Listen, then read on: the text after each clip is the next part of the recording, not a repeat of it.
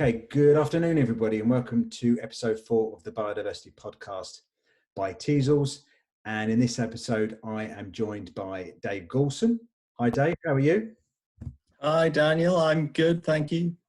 Excellent, excellent. So, David, do you want to give a bit of a brief introduction to yourself, what you do at University of Sussex, and yeah, if you take it from there, David.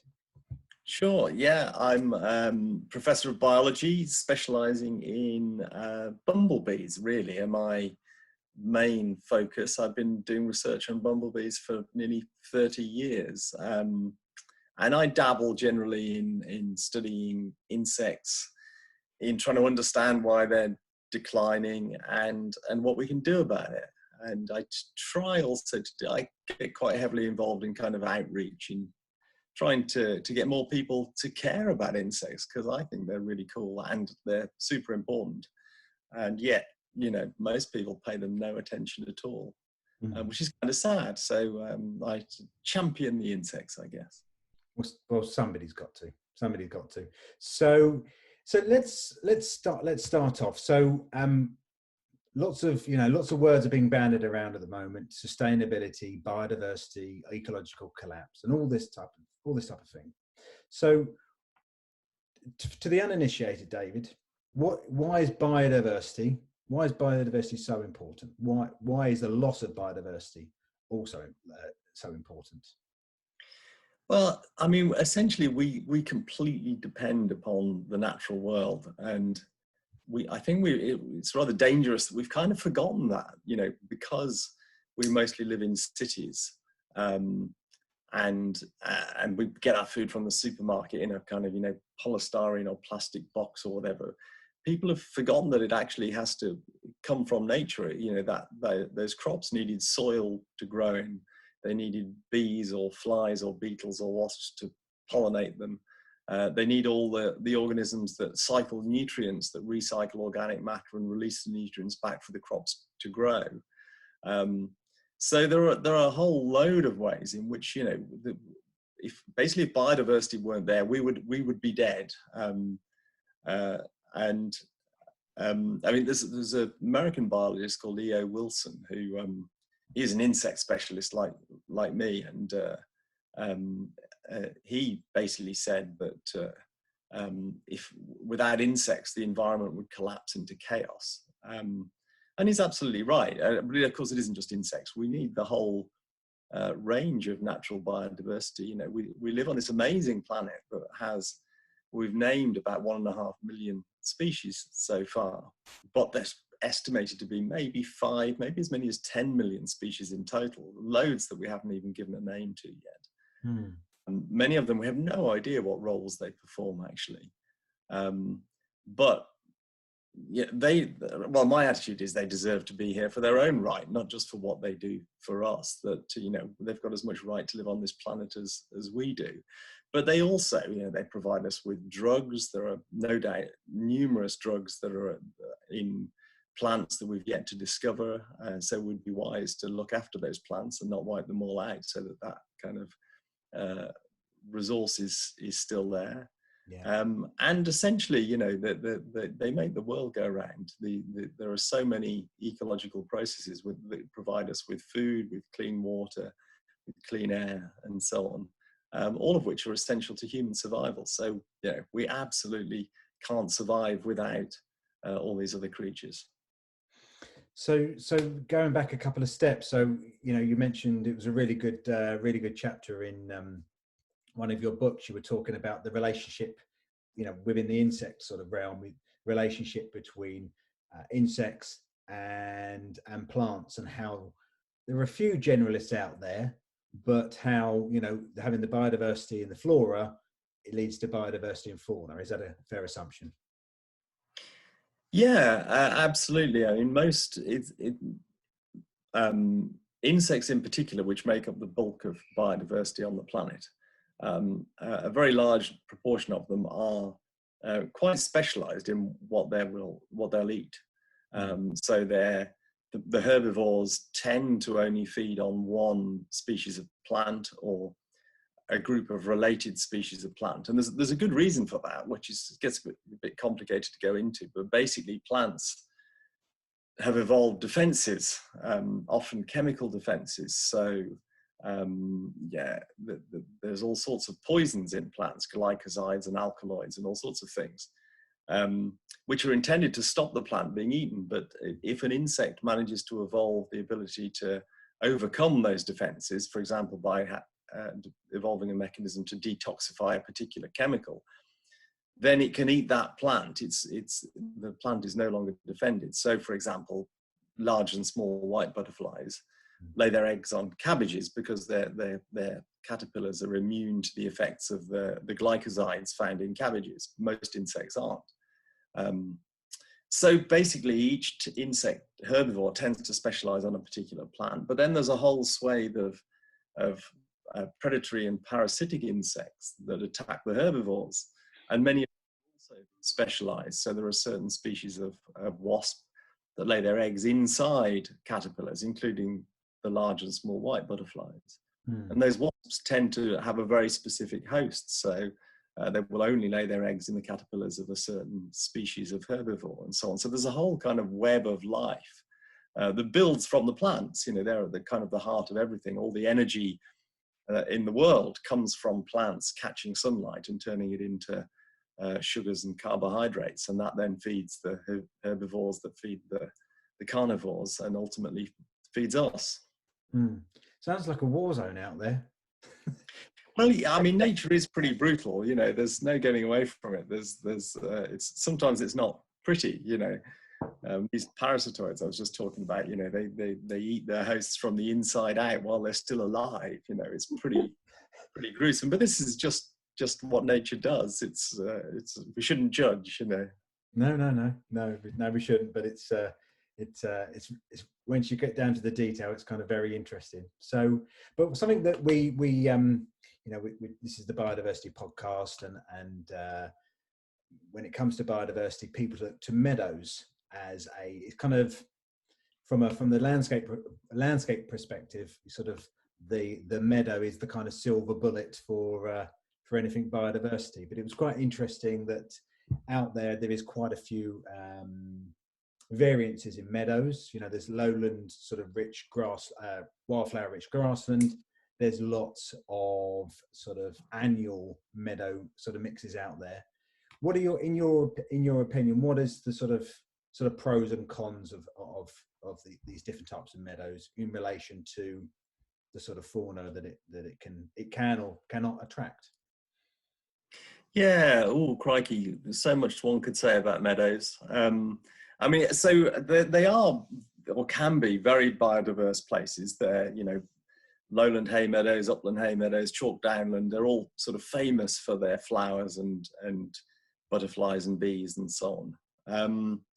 And they are a habitat that we've completely messed up. You know, most of them are gone. We used to have, if I remember the figures, 7 million hectares of these kind of flower-rich grasslands in the 1920s, 1930s. And we've destroyed about 98% of them in the last 100 years, which is, you know, basically virtually all. There's a few little fragments left, and they're amazing places, and we need to hang on to them. But there's quite a lot of interest in recreating them. There's been a lot of research done on how to do that, and it can be done. It's quite challenging, and particularly if the soil is too fertile from having lots of fertilizers put on it.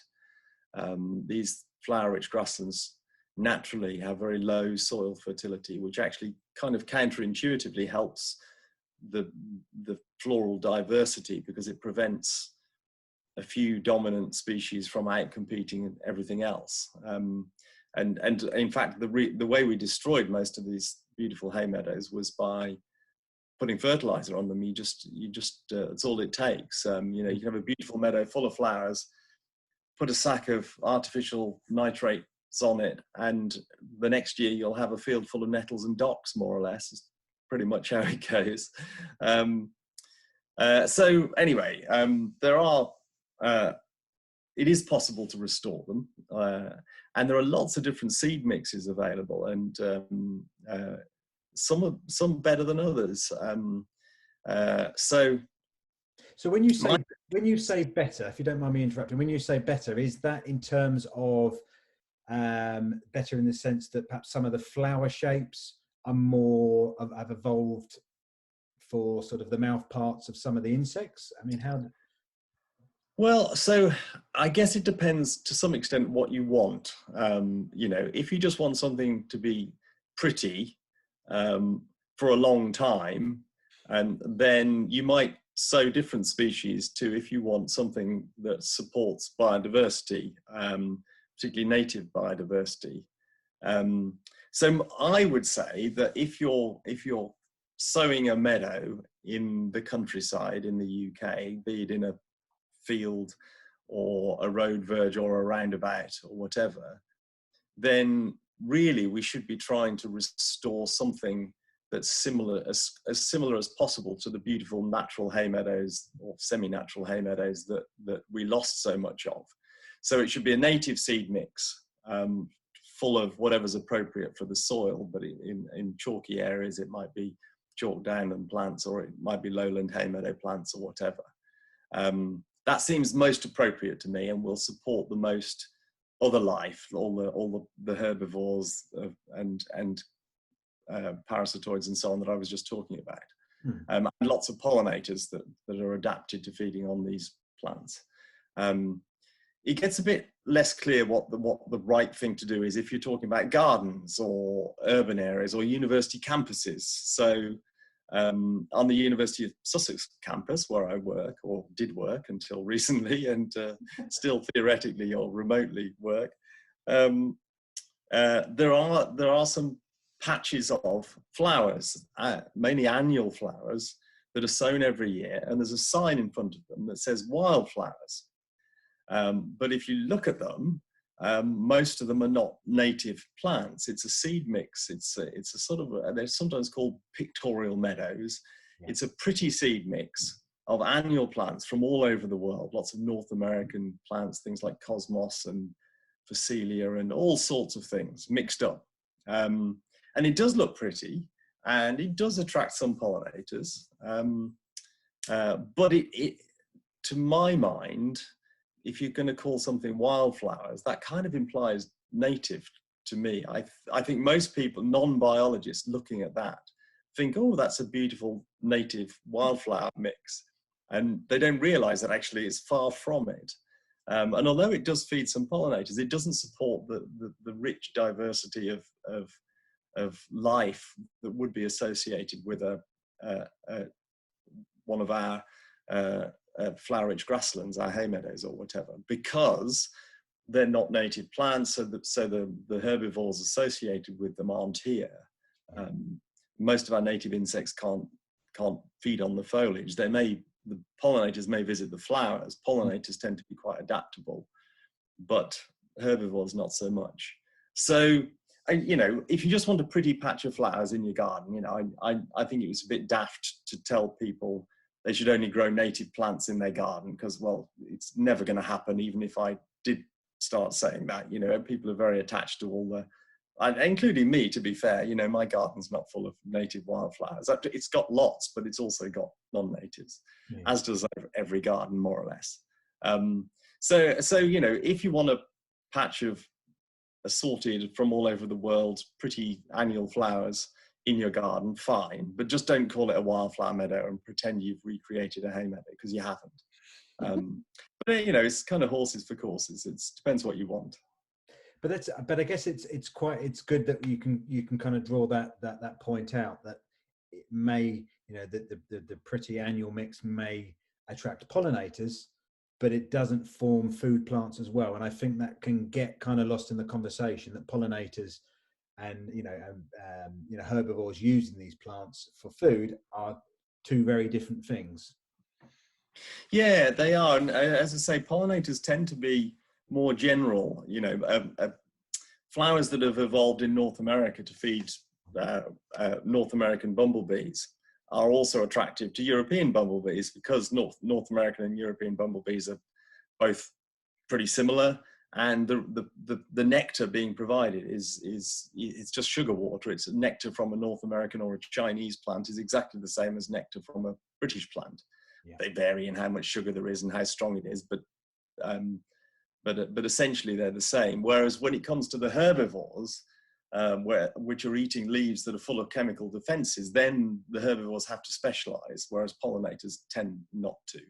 So you can easily feed lots of bees and whatnot with plants from anywhere. And that's, you know, if you're planting for to encourage pollinators, as many of us do in our gardens, then there are lots of really useful non-native plants. But if you want to provide food plants for, say, butterflies, then you need to be planting native plants. I'm with you. I'm with you. So on the subject of pollinators, can you dispel, well, not dispel, but can you inform the listeners? So when we talk about bees, it's not just our good little agricultural honeybees, is there? There is a broad range of bees. There's your bumblebees, there's your solitary bees, there's also, like I say, your honeybees. But again, I think people just look at the honeybee and that's the only type of bee. But can you just give a bit of background? Yeah, broad range. Of course. So yes, I mean, I think there are people in the world, probably quite a lot, who think there's one species of bee and it lives in a box and it makes honey. Yeah. And of course, that's a very long way from the truth. There are actually about 20,000 known species of bee in the world, more than 250 just in the UK. And that it includes mostly solitary species. So the honeybee is really unusual in being a very highly social bee that lives in these enormous colonies with a queen and maybe 50 or 60,000 workers. There's no other European species that's remotely similar to that. We have the bumblebees. We've got about 26 species in the UK, which do live in social colonies, but they're tiny compared to a honeybee hive. A bumblebee nest, when it's at its biggest, might have a couple of hundred workers. But then most of our bees, the mining bees, the leafcutter bees, the sweat bees, the yellow-faced bees, and so on, they're solitary. They live on their own. Some will live in these bee hotels that we hang up. The mason bees in particular will like those. We do love our bee hotels in this country. We do. Well, they're such an easy kind of fun thing to do that I think anyone with any interest in wildlife at all has got at least one, and sometimes half a dozen bee hotels dotted around the garden. They don't always work, but they often do. Some designs are better than others, and there's a little bit of skill required in hanging them. But anyway, they're kind of quite fun, I think. But actually, the majority of bee species are solitary and live in the ground, in holes in the ground. In fact, right now is ivy bee season in the south of England. And lots of people are seeing these colonies of bees buzzing around and coming and going from little holes, often in lawns and flower beds. So it's a solitary bee species, but they like to nest near each other. So you get these big kind of colonies, each of which has the females each have their own hole and stocking that hole with pollen and laying eggs. Anyway, so the long and the short of it is there's a huge diversity of bee species, and we shouldn't think it's all about honeybees, much as I love honey. And we should also not forget that pollination isn't all done by bees. Far from it. So there are, of course, butterflies and wasps, butterflies and moths and wasps and beetles, and a whole swathe of flies, hoverflies and other flies, all of them involved in pollinating flowers. I've seen people guesstimate that there's at least 4,000 and probably a lot more species of pollinating insect just in the UK. Globally, there would be hundreds of thousands of species involved in pollination. So it definitely isn't all about honeybees. And in fact, there's pretty good evidence actually so in the UK, when it comes to crop pollination, wild pollinators deliver at least 70% of crop pollination. Honeybees at most the remaining 30% and probably less. And also pollination of crops and wildflowers is more reliable if you've got a high diversity of pollinators. So you know, we need to basically try and look after as many as we can, which we've not been doing a great job of in recent years, it must be said. Yeah, no, to say the least. So, so you talk about but you talk about the wild pollinators. Just go over that again. So the wild pollinators will do 70% of the pollination. At least, and probably more, but essentially there was a study from Reading University where they tried to work out that we know roughly how many honeybee hives there are in the UK, and we know the area of crops that requires pollinating by insects. And even if all of the honeybees were fully busy pollinating our crops, there's only enough honeybees to pollinate about 30% of the crops that need pollinating. So the rest is being done by somebody else, and it's the, you know, we often just sort of, you know, are unaware or take for granted those other insects, but wherever you are in the world, they're all busy pollinating. And there are some crops, of course, which can't be pollinated by honeybees.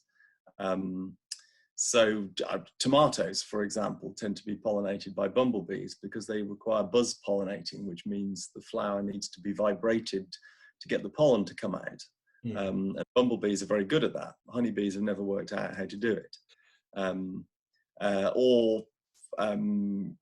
Chocolate, to go for a more exotic example, cacao is pollinated by a tiny little fly related to the midges that cause havoc in Scotland. But, you know, without these little tropical midges, we wouldn't have chocolate. So, you know, good for them. Thank God. Basically, you know. So thank God for midges. Thank God for the midges. Yeah, you wouldn't say that if you were in Scotland at this time of year, but definitely not so many trees up there.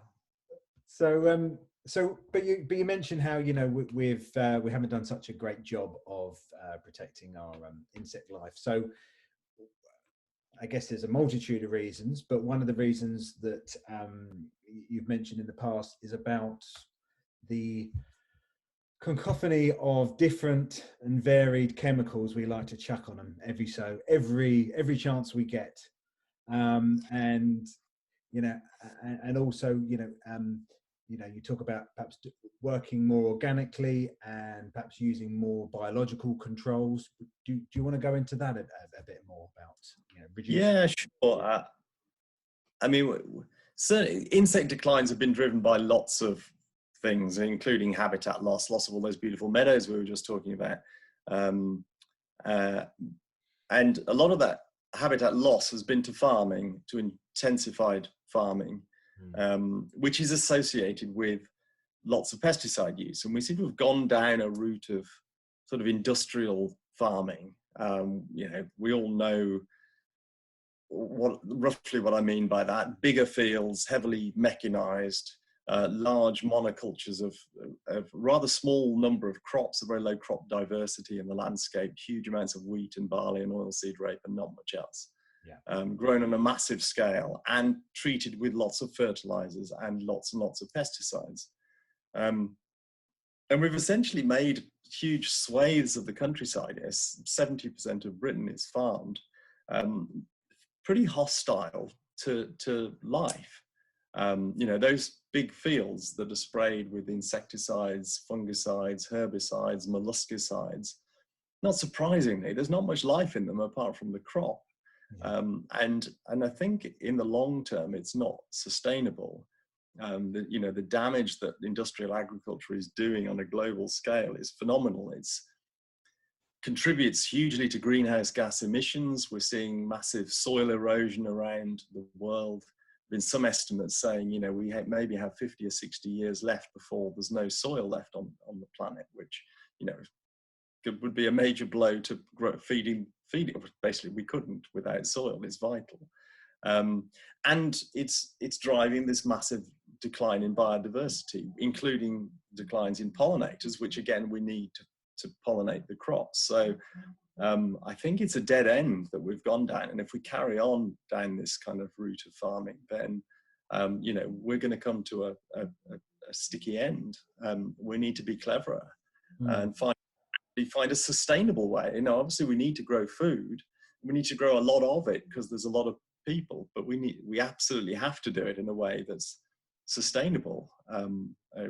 By definition, we can't carry on doing something indefinitely that's not sustainable. So just to say a bit more about the pesticides, this is something we've done a lot of research on at Sussex, particularly with regard to the impacts on bumblebees. And when we first started doing research on this, I was really shocked by the amount and number of different pesticides going on to UK fields. So, it's just to throw some figures at you. UK arable farming uses 16.9 thousand tons of pesticides a year, and each field on average is treated about 17 times, usually with a few different insecticide applications, a whole bunch of fungicide applications, usually some herbicides, usually some slug pellets to kill the slugs and snails. It's an absolute blizzard of chemicals, and any bee daring to visit that crop is being exposed to a whole cocktail of stuff, some of it, insecticides designed to kill insects. So it's hardly surprising that pollinators and other insects are in decline, it seems to me. And I should say, actually, that figure of 17 applications per field, that's risen, it's nearly doubled in the last 25 years. So we're currently getting worse every year. And that's just farming use of pesticides. That doesn't account for gardeners. You go to any garden centre and or even supermarkets these days, and there's a whole selection of pesticides on sale for you to chuck around in your garden, which I think is completely nuts. Yeah. And it doesn't include things like veterinary uses. It doesn't include ivermectins applied to get fed to cattle, which are essentially insecticides, which come out in the cow pats and then poison all the insects that would break down the cow poo, and so on and so on. Pretty much everywhere you go, and anything you choose to eat contains pesticides. So it's arguable about whether it's safe for us too. It's certainly true that there's a recent study that showed that 99.8% of German people are urinating glyphosate herbicide. It's not, which if German people are doing it, then we're doing it too. There's nothing special about what happens in Germany. So, they're in breakfast cereal. They would do it very efficiently, though. I'm sorry, they would do it pretty much. Very efficient urination, I'm sure. Yeah, absolutely. Without a sense of humour, but sorry, stereotyping. Yeah, so basically, it's nuts. And you can't help but think that 100 years from now, people will look back and say, what on earth were we thinking of? That, assuming there's anyone left in 100 years, they'll think that was just absolutely idiotic. But can I stop you there? But haven't we got ourselves into this loop? So we're applying more and more chemicals because, in a way, we feel we have to, because because we're destroying that biodiversity, because we're destroying the natural predators. So we've got to use the chemicals because there's no food web to yeah. I mean, that it's true. It's a sort of vicious circle that. Obviously, the pesticides do destroy, the hoverflies, the lacewings, the ladybirds, the things that otherwise might have controlled the pests. And so the farmer, if he stops using the pesticides, can expect an outbreak of pests to happen because he hasn't got the natural enemies. And it would take probably a small number of years for the natural enemies to recover. And in the meantime, the farmer's going to lose crops. So it's quite hard to break out of. And also, every time you apply pesticides, they're slightly less effective than the time before because the pests evolve resistance. So farmers then apply more pesticides because they're not working so well. And that's something, that we've seen over and over again, that the farmer has to apply more and more and more and keep switching to new chemicals because the old ones no longer work. And it's a kind of a treadmill, and it's also exacerbated by the companies that sell these things. They do their best to persuade farmers that they need them, and so farmers are subjected to all this kind of marketing pressure from salesmen, including the agronomists that advise farmers on how to grow crops, most of whom actually are working on commission for pesticide companies. So, you know, it's not, I mean, it's difficult because it sounds like I'm having a real bash at farmers here, but it's not really farmers' fault that they've ended up where they are. You know, this whole farming model was supported by subsidies, by government policies, by the common agricultural policy, by the industries that make money out of it. And we don't give them much help. You know, we should be funding an independent advisory service to help farmers reduce pesticide use, to give them advice about how to use integrated pest management, which is a kind of approach to minimizing pesticide use. But without that kind of support and funding for research and so on, we shouldn't really be surprised if the farmers have been kind of railroaded into the system they're in. But we need to help them get out of it, basically. But it can be achieved, because a few podcasts ago, I interviewed a farmer, Martin Lyons from the Nature Friendly Farming Network. I don't know if you've heard of him. Yeah, I've met him. Yeah, lovely. He's a great lad. So he farms 2 villages away, and he was saying that his yields have gone down slightly, but he makes a lot more profit because his inputs are lower. You know, and again, like you said, he's had to take a few years to build up the habitat and build up the biological controls, but it can be done. Absolutely, and the messages like that, you know, we need to spread them, because, you know, I think a lot of farmers don't realise that there is an alternative route, and perhaps if, you know, they could be given the chance to go and look around Martin's farm and see it in action, because farmers listen to other farmers far more than they listen to scientists like me or anybody else, really. You know, if another farmer can say, look, you know, I've done it, it works, come and have a look, then they're much more likely to try it themselves. But we were talking, it's really important that, you know, we deal with the sort of agricultural biodiversity loss, but it was something that you said in your book about, you know, more on a garden sort of landscape scale, or larger landscape scale, about, you know, one can be organic, one could not use any chemicals, but inadvertently one could be actually bringing in chemicals, nasty chemicals, actually into your garden, but that are already in the plants. Yeah, I mean, it is depressing, but it's true that, you know, I love to go to the garden centre and wander around and see all these beautiful plants on sale, and they look great, don't they? You know, they often look much better than they will when they're in your garden, and you're really green fingered. But, you know, it's not a secret why they look so good. They've been drenched in fertilizers and pesticides, generally, not always, but usually. And many of them are imported from, you know, big intensive kind of horticulture units, often in the Netherlands, where, you know, huge areas of these plants are intensively reared, and so they're full of all sorts of residues. Because it's twofold, isn't it? Because a lot of these plants are, you know, total clones, because I think a lot of them are micro-propagators, so they're totally cloned, and they're full of chemicals. I think that's a double whammy, isn't it? Yeah, I mean, the whole thing, you know, it's kind of ironic in a way, because people think of gardening as a green activity, but actually a lot of the industry that supports it is far from green. You know, this massive kind of industrial manufacture of ornamental plants that get then distributed to nurseries. And when you think about it, you know, driving to your garden centre to buy a whole bunch of intensively reared plants full of pesticides, probably being grown in a peat-based compost, and they're being sold in a disposable plastic pot. Yeah. You know, there's nothing very green about any of that. And gardening can be fantastic for wildlife, but it can also be pretty harmful. And, you know, we should think about that a little bit more.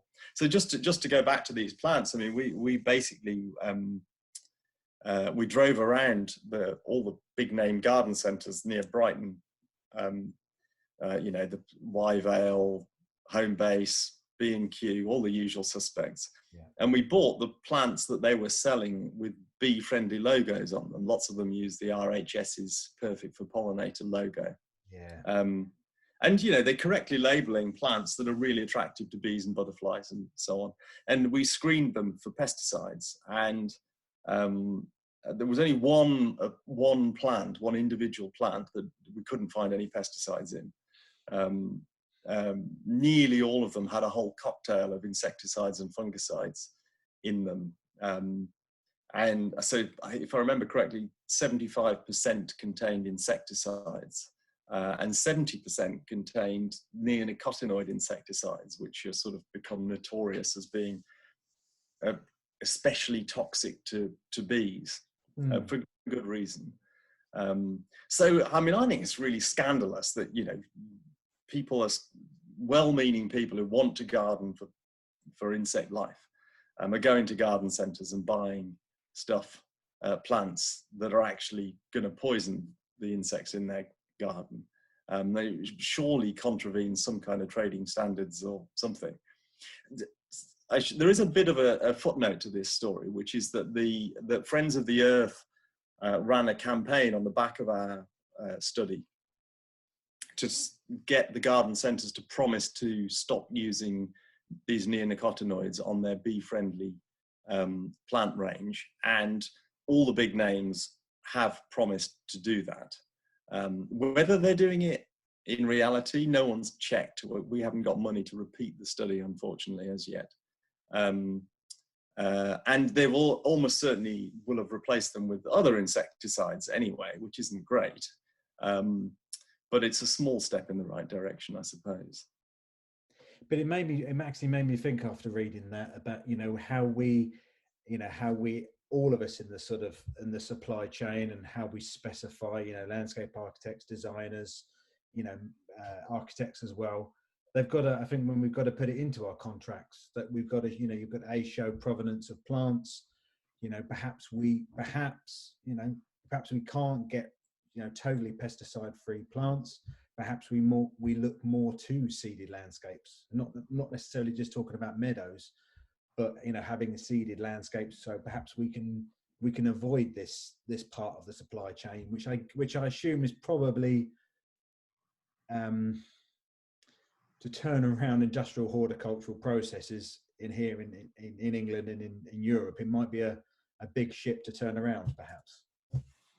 Yeah, absolutely. I mean, it will take a long time, and unfortunately, the horticulture industry is you know, reluctant to engage, shall I say? It certainly is my impression. They did their best to criticise our research on pesticides in their flowers. They tried to claim that, you know, the plants we'd chosen weren't representative, that they were only from the south of England, was one of the criticisms, as if, you know, the plants in a Y Vale in the south of England are going to be fundamentally different from those somewhere else. It was nonsense. But rather than saying, you know, okay, there's an issue here, what can we do about it? They just tried to kind of play it down and deny it, which was frustrating. Anyway, I mean, there are alternatives. There are organic nurseries out there, and, you know, a lot of stuff can be propagated from seed or whatever yourself.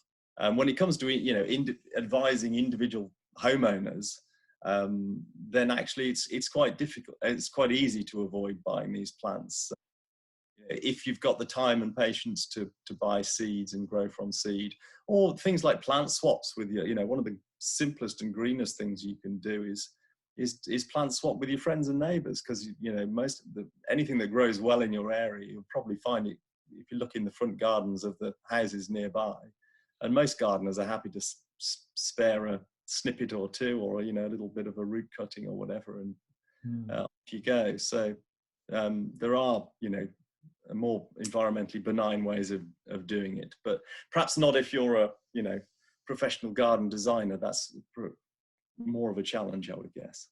It is more of a challenge, but I guess, for example, you know, in the last 18 months, I've seen recyclable, in the supply chain, a lot more recyclable plant pots. So they're made of something like 99%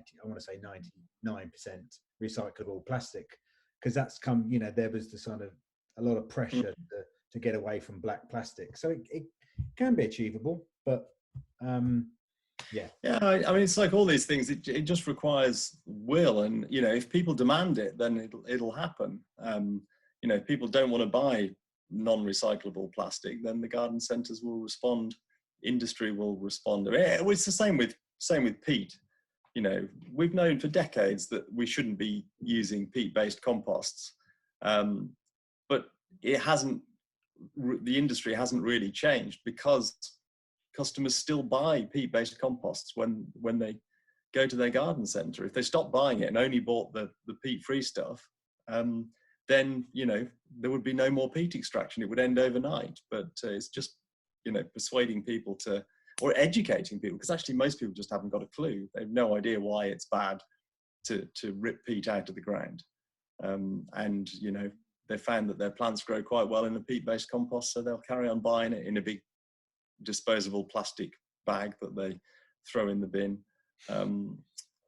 Yeah, so it's just education, you know, somehow persuading people to change their buying choices, and that can drive everything. Yeah, but I think we are moving, perhaps not quick enough, but we are moving in that. We are, and I think public opinions are changing, you know, slowly. More and more people are becoming keen on. I mean, I think environmental issues generally are really rising up the public agenda. You know, the last general election last year, we actually saw politicians, you know, vying with each other to see who could promise to plant the most trees, and only was all a bit stupid, really. But at least they were talking about the environment, which, you know, is a rare thing in British politics. But, you know, you see Extinction Rebellion and the rise of veganism and all. There's some really interesting stuff happening right now. People are waking up, particularly younger people. So, you know, the world is slowly changing. Makes me laugh. People boo-hooed Extinction Rebellion, and we could talk until the cows come home about their methods. But it's interesting. Vast majority of the things the group is saying is pretty much correct, and people are now quoting them, and it's what they're saying is coming more into mainstream. You know, it's I've got a lot of time for them. I mean, you know, as you say, they may not always be perfectly executed, but their heart's in the right place.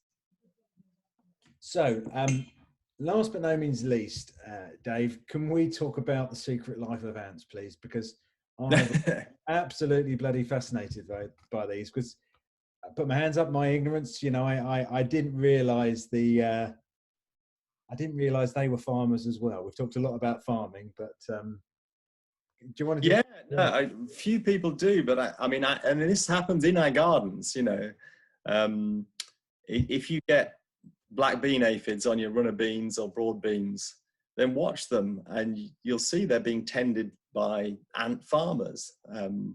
These ants are guarding them and milking them, just like little cows. You know, they'll run around. If a ladybird comes and tries to eat the aphids, the ants will try and shoo it off, bite it, and so on. And often they succeed in protecting their little herd. And the reason they're doing it is because aphids, they drink the sap of the plant from the phloem, which is very rich in sugar, but really low in protein. So to get enough protein in an aphid's diet, it has to drink way more sugar than it needs. So it excretes the sugar out of its rear end.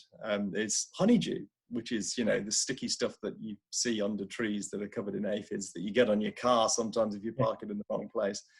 But that's what the ants are after, all this amazing supply of sugar. So they guard the aphids from predators and so on, so that they can milk them. And in some species of ants, they carry the aphids down into the ant nest at night, just like a farmer putting his cows away in a shed to keep them safe. And then they carry them back up again in the morning and stick them on the plant.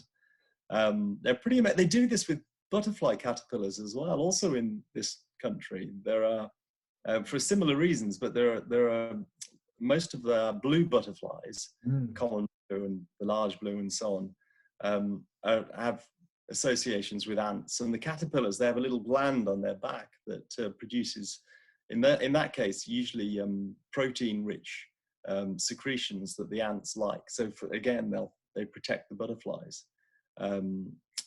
So they're pretty cool, but they're also brutal creatures, ants. I mean, they live in these social colonies, just like bees. They're related to bees and wasps.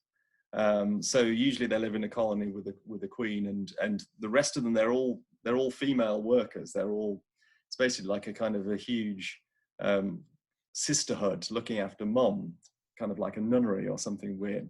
There's a really peculiar setup. The little males are the winged males that so in summer, ant colonies reproduce by producing new queens and little males, both of which have wings. And we all know those days in late summer when you get the ants swarming.